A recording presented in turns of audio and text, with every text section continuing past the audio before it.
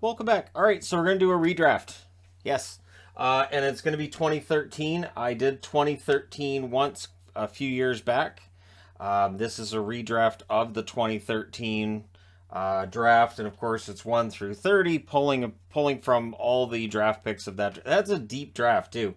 This is another example of you may not have a lot of big star players in a draft, but there are some very good players in this draft. Now, number one, now this is the thing. It's the Nathan MacKinnon draft. I'm wearing my Nathan MacKinnon jersey in the event that I opted not to take Nathan MacKinnon at 1. I think people would rightfully be asking me, what's the issue? Why do I not like Nathan MacKinnon? Yada, yada, yada. And I'll be valid.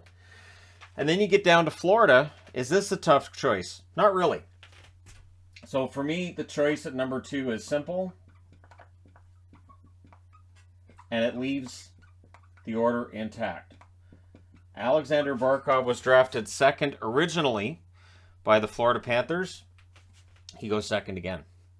And so once you've gone past those first two that I think stay exactly the same, then you get into an area where I think opinion can push anybody to almost any spot. Again, you guys can always let me know in the comment section below how you would have drafted it. Because again, there's no right or wrong answers because these aren't legally binding, I should say. Number 3. Moving up from number 26 originally. And this really would have changed things too. Shea Theodore. So moving up from 26th.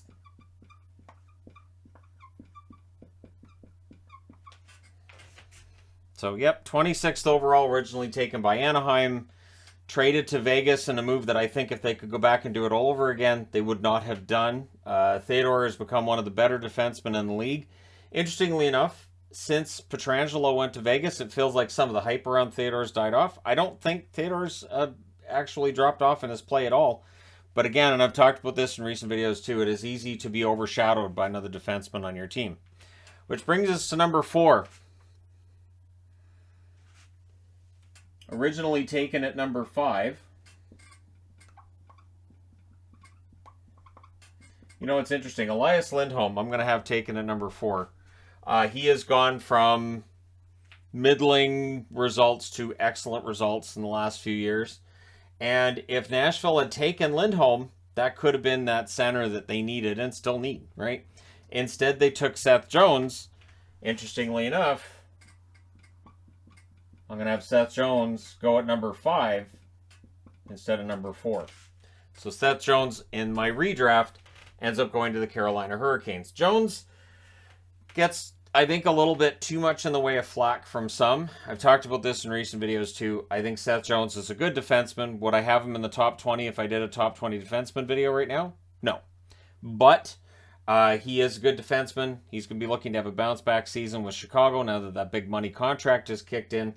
And so we'll see if, in fact, he gets there or not, right? Next up at number 6, another defenseman. It was a good draft class for defensemen. But moving up from number 7 to number 6 is Darnell Nurse. So now he goes to Calgary in my redraft, which I'm sure there'll be some Oiler fans that say, no thanks. And there'll be some Flames fans who may very well say, well, I don't know that we would necessarily want Nurse. So at any rate, instead of Sean Monahan, who originally went at this spot, it instead would be Darnell Nurse. So there you go. Next on the board, going to the Oilers at 7.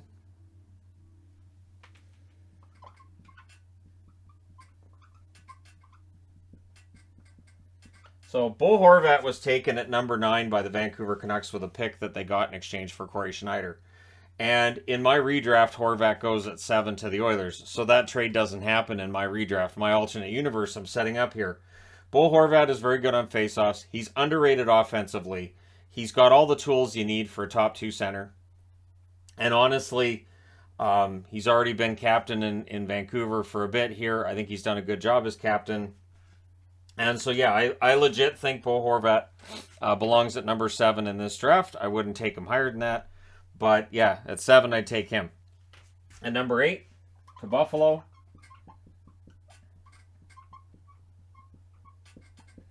Originally taken 66th overall by Carolina was Brett Pesce. In the redraft, I have Brett Pesce going at 8. Wasn't it 2012 I did the redraft and I had Jacob Slavin going at 1? And yeah, Slavin and Pesce are both excellent defensemen, underrated. In part, the underrating comes from the fact that, when you're in Carolina, you're not in the same spotlight as you are in some of the other cities. I'm thinking Canadian and any of the original 6. But yeah, Brett Pesce is an excellent defenseman. If they had him in Buffalo, I think they'd be big fans of his game very, very quickly. Number 9. And this is where things get a little bit difficult here too. This is a Vancouver pick, right?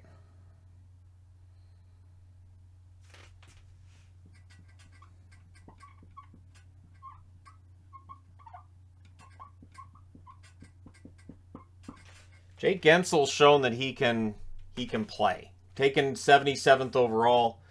He's shown that he can score 30 to 40 goals. Now, the question mark becomes, well, if he's not with Crosby and Malkin, if he was in Vancouver, in Vancouver he'd have had some decent centers to play with as well. And it's not all about line mates either. Jake Guentzel is legit a very good goal scorer on his own. So I have Guentzel going at number 7 to the Vancouver Canucks, or going at number 9 to Vancouver Canucks. Of course, Horvat, the original Canucks draft pick, goes at 7 to Edmonton. So I have Guentzel going there. I kind of feel like there's another defenseman I could take at 10 for Dallas. Tough call, though.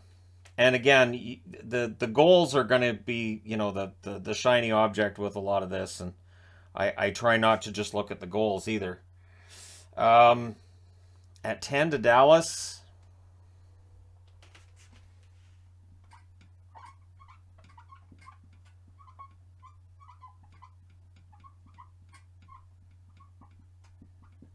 Originally taken 23rd overall, Andrei Burakovsky.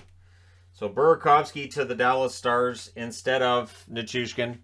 I can't have Dallas take Nichushkin. It just wouldn't. Anyway, it didn't work out with him in Dallas. That being said, at 11, and that might seem like an odd reason, but...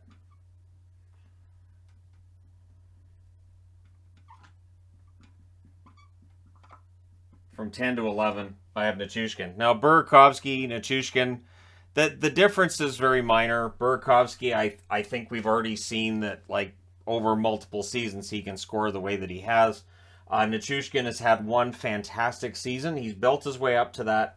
And so Nichushkin, a guy who, up until he got to Colorado, I don't know if he would have qualified for the top 30, but since he left Dallas, it's made the most sense. So I have Nichushkin here. You could argue him, I would say, as high as 7th, maybe. You might be able to argue him lower, too. But, yeah, I have Burakovsky ahead of Nichushkin. But there's not much room in between those two players in my eyes. At number 12, going to Arizona.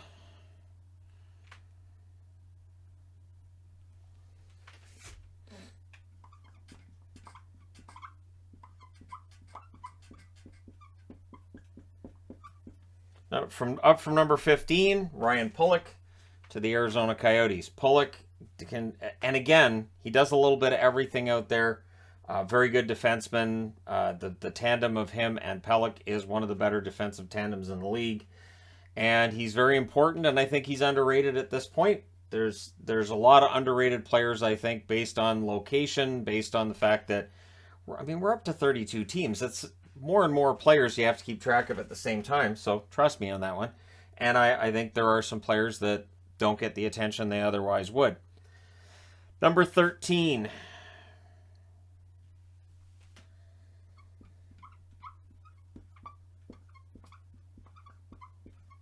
Now this is one of those things. I've had the Winnipeg Jets take a goaltender now twice in a redraft.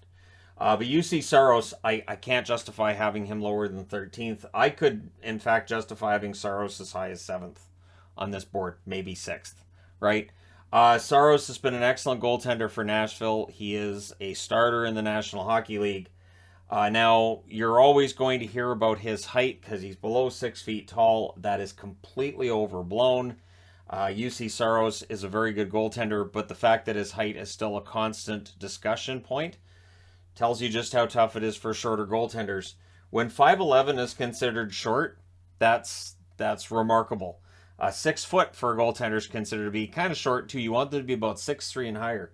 It is crazy, especially when you go to, and you can't really appreciate it on TV. You go watch it and live, and you're thinking, how in the world does anybody get something into the net past that goalie, where the bar seems to be at his hip, like it's just so when he crouches down, good luck finding any net. And so yeah, that's the thing with goalies now. Next up at 14, dropping from 13.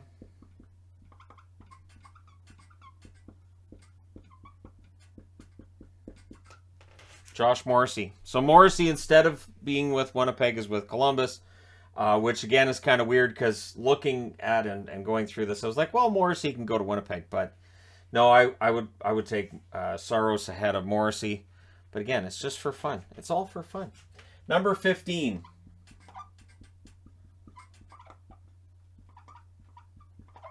The New York Islanders, they don't get Pulock. So instead, moving up from number 20 to number 15 is Anthony Mantha.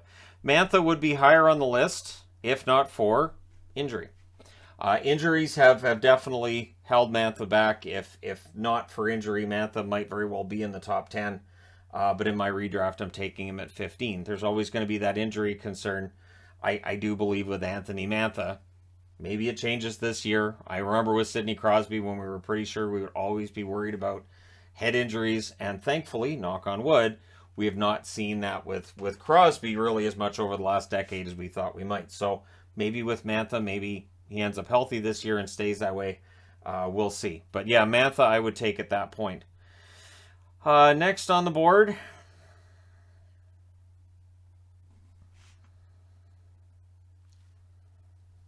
not taking that one yet, but I'll take this guy.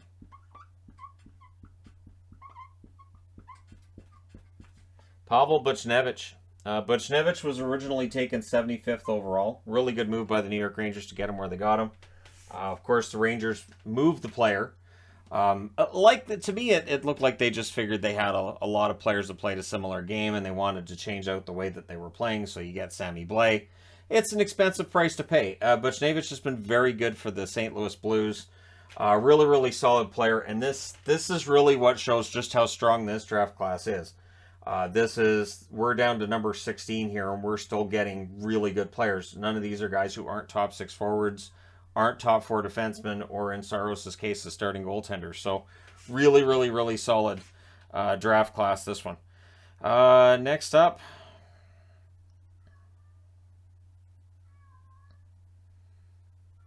Pixel's upset about something, probably where I'm drafting these players. He's probably meowing onto a message board somewhere.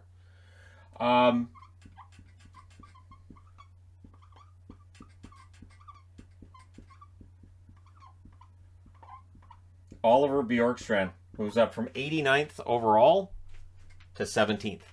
Bjorkstrand, solid goal scorer. I think Seattle fans are really going to like the player, and Columbus is definitely going to miss him. Bjorkstrand, solid player for years and years, and so it's going to be interesting to see how things work for him in a new location, whether or not in Seattle he's able to get the 25-plus goals. I mean, he should be able to. He's a natural talent. At 18, moving up from 58th.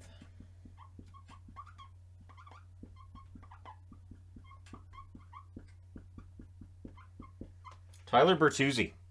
Bertuzzi's one of those players, too, that can alternate between overrated and underrated. I think he's a solid top 6 forward. If San Jose had Tyler Bertuzzi, hey, that would have made things interesting. If Kane and Bertuzzi had been on the same team, that could have been very, very interesting. Very strong personalities. But Tyler Bertuzzi, goal scorer, point producer, solid player, again, top 6 forward, stacked draft class. Next up on the board,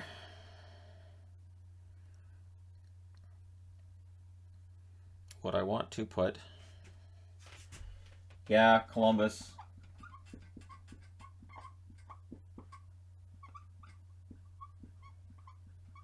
Mackenzie Weegar, up from number 206. So Mackenzie Weegar, who now, of course, is with the Calgary Flames in my redraft, he goes to Columbus and joins Josh Morrissey. So that's a pretty decent blue line putting together for Columbus there, and Columbus still has the number 27 pick to come. So yeah, that's not bad. You can pretty much say, all right, we got Weegar and Morrissey, we're good on the blue line. But yeah, Weegar, again, with the underrated tag. I'll be interested to see how things go for him in Calgary and see if he was a product of a good system in Florida or how legit he is as a top four defenseman. But based on what we've seen of him recently, I have no problem taking him at number 19 on this redraft. Number 20. Yeah.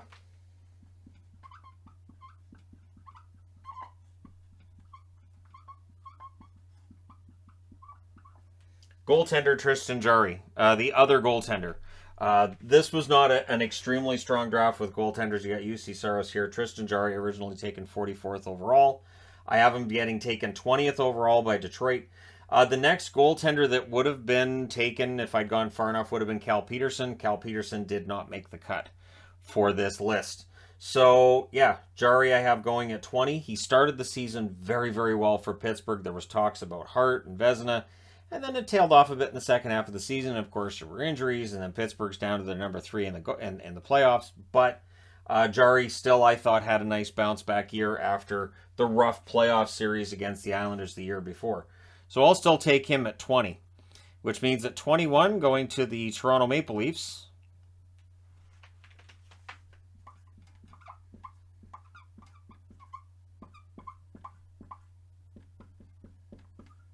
Andrew Kopp. So he was originally taken 104th overall. I've talked about how I think some may be overestimating his points right now. And we'll see in Detroit whether or not his points stay elevated or if they go back to more of a normal standard throughout his career. I would expect 45, 50 points, but he's proven us wrong before. So we'll see what happens with Kopp, but I have him going at 21 to the Toronto Maple Leafs. Even though there's a draft pick of theirs that I thought I could justify taking him here, but I'm not going to do it. At 22,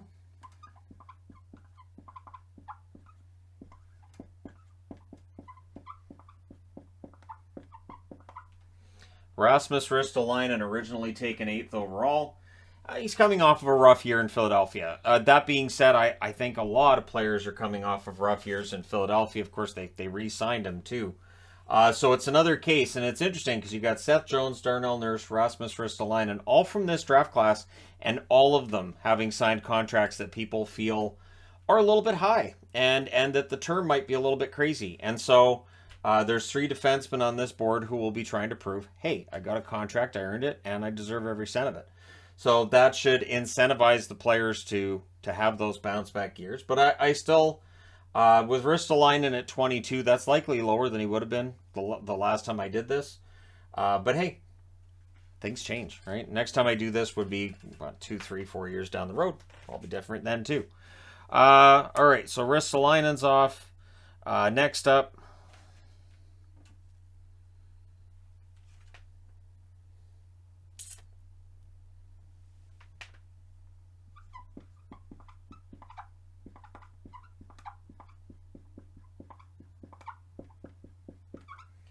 I can't drop Sean Monahan further than this. Sean Monahan, based on his career, he would be higher if not for the most recent seasons and hip issues going forward.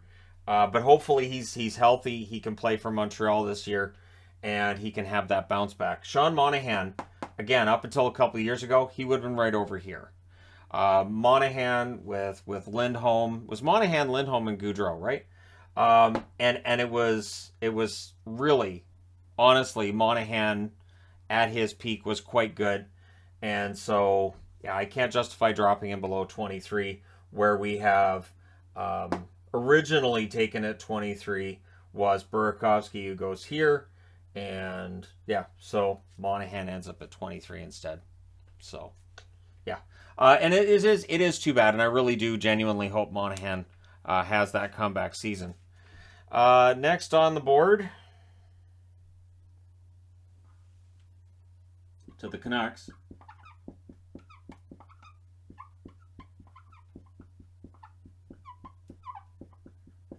Not Hunter Shinkaruk. That's who they originally took in this spot. And I was so excited about Hunter Shinkarik too. I was like, oh, that's great. They got Shinkarik. He dropped down to them. I'm not too sure about that Horvat guy, but boy, this Shinkarik, it should be great. Did not have a channel at the time. Good thing. Carter Verhaeghe, who has gone from being the number 82 pick for the Toronto Maple Leafs, gone through the Tampa Bay organization, and now in Florida, he's a legit top 9 forward, arguably top 6. And so Verhaeghe has really shown that he's got a lot of solid offensive instincts. And again, this draft class is quite good considering we're at 24th and Carter Verhaeghe's at that point. 25th. Now, should it be another blue liner? I kind of think it should be. To Montreal, too.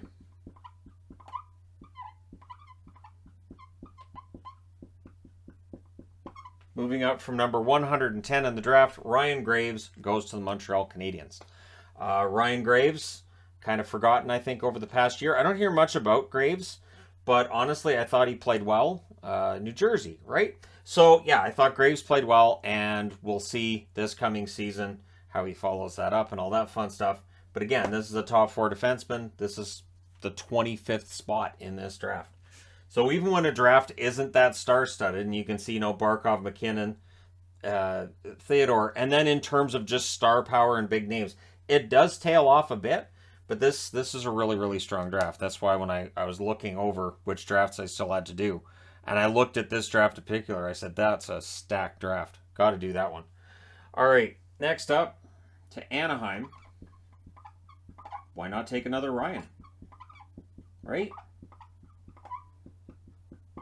So originally Ryan Hartman was taken at number 30 by Chicago.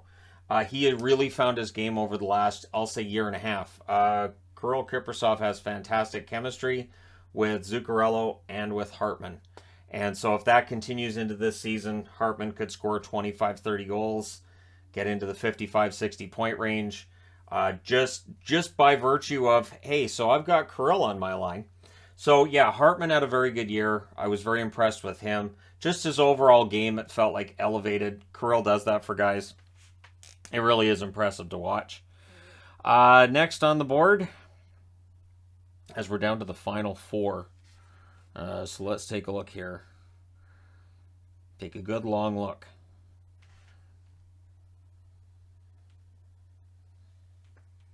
To Columbus.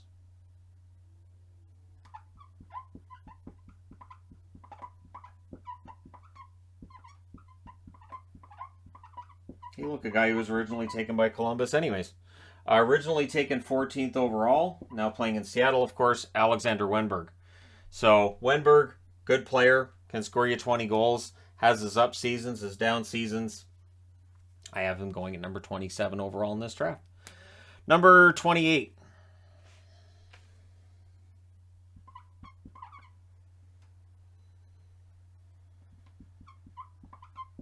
I always double check the spelling as I wrote it down, but what if I wrote it down wrong?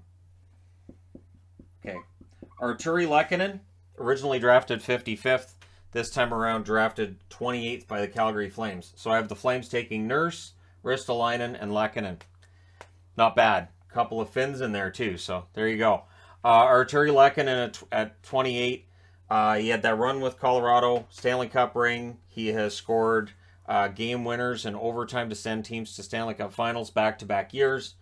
And it feels like he's ready to experience a pretty nice renaissance with the Colorado Avalanche. If everything falls his way, he could end up getting some of the points that are now available via the exit for Kadri. Somebody's got to jump in and get all those points Kadri was getting. Lehkonen may pick some of those up. So Lehkonen, good player, and now has himself a Stanley Cup ring, which definitely improves his standing on this board. Next up, I only got 3 names left I'm looking at. To Dallas.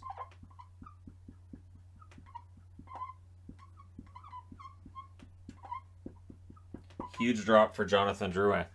Jonathan Drouin has had a lot of issues staying in the lineup, and it feels like this has been an ongoing thing. And then initially when he committed to the league, he was not happy with the opportunities he was being given by the Tampa Bay Lightning.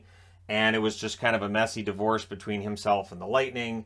And in Montreal, there's been some good moments, but there's been some real drawbacks as well. And so it's a career that has not reached the heights that was expected when he was drafted 3rd overall. I have Dallas taking him to complement Burakovsky. And so, yeah, 29th overall is Drew. And again, I take Burakovsky at 10 because I could not write Valeri Nichushkin next to Dallas. I couldn't do that to Nichushkin. Maybe on some level I couldn't do it to Dallas either. All right, so 30th overall, honorable mention to Max Domi. Max Domi ends up being the one that I'm cutting from this list. I had 31 names down from this draft class, so I knew one of them was going to get cut. And it's going to be Max Domi because Nick Paul moves up from 101st to 30th. Chicago Blackhawks taking Nick Paul. And I think that now that he's out of Ottawa and he's in Tampa, I think people are going to see just how good he really is. Nick Paul, one of my favorite players in Ottawa, along with Connor Brown. Just that those two guys on every penalty kill, very, very impressive to watch. It'll be interesting to see how the Senators' penalty kill is this year without both of those players. But yeah, Nick Paul ends up moving up to 30th, and as I said, Max Domi ends up getting the honorable mention. Would have been 31st. I guess going to Colorado. Colorado would have been up first in the next round, I do believe. But hey, there you go. Let me know your thoughts in the comments section below, as always. And again, these are tough. This one, I even looked at the list as I was writing it out, and I was like, this is ridiculous. How am I going to choose between these players? And in the end, it really comes down to hunches and just looking at their careers, looking at the players and saying, I think I would go in this direction. But let me know your thoughts. Don't forget to hit like and subscribe if you're browsing your way through, you just happened upon this video. Thank you guys so much for watching, for all your support. I will talk to you again soon.